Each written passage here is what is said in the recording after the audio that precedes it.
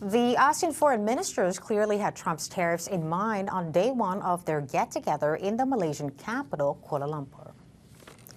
The opening ceremony saw host Prime Minister Anwar Ibrahim calling for the bloc to unite and act with foresight.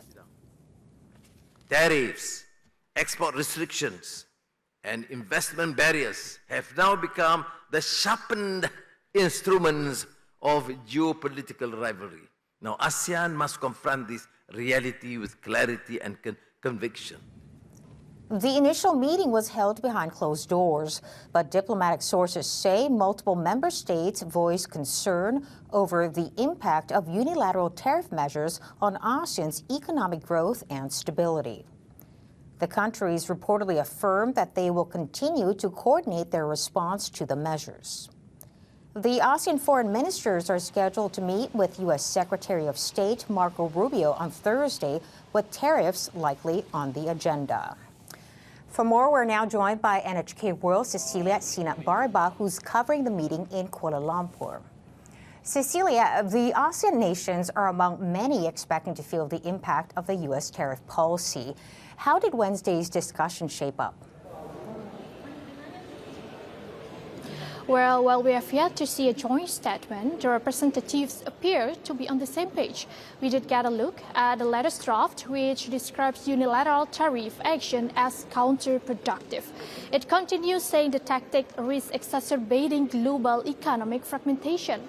The draft also says the tariff pose complex challenges to ASEAN's economic stability and growth. However, Indonesian Foreign Minister Sugiono told reporters after the meeting that member states have agreed there should be no retaliation. In that case, what are the possible options for the bloc? This uncertainty with the U.S. clearly has ASEAN rushing to diversify its trading partners. As this year's year, Malaysia in May invited China and 6 Middle Eastern countries from the Gulf Cooperation Council to a meeting for the first time. The goal was to strengthen trade and economic collaboration. ASEAN is also continuing negotiations with the EU on a free trade agreement. Europe is the third largest export destination for ASEAN after the US and China. Each member country is also trying to expand its own trading partners. Thailand, for example, hopes to conclude a free trade agreement with the EU by the end of the year. And Indonesia has agreed with Turkey to set a goal to increase the amount of trade between the pair by a factor of 4. An expert points out that moves are aimed at reducing risk while affirming economic and security ties with the U.S.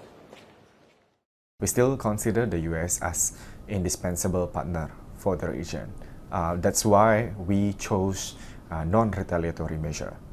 We also need to diversify our partnership, so not so much dependent on the U.S. anymore, even though they are indispensable. There's little doubt that ASEAN countries could be major losers amid the uncertain future for the global economy. The key to avoiding that lies in working together to plot a way forward.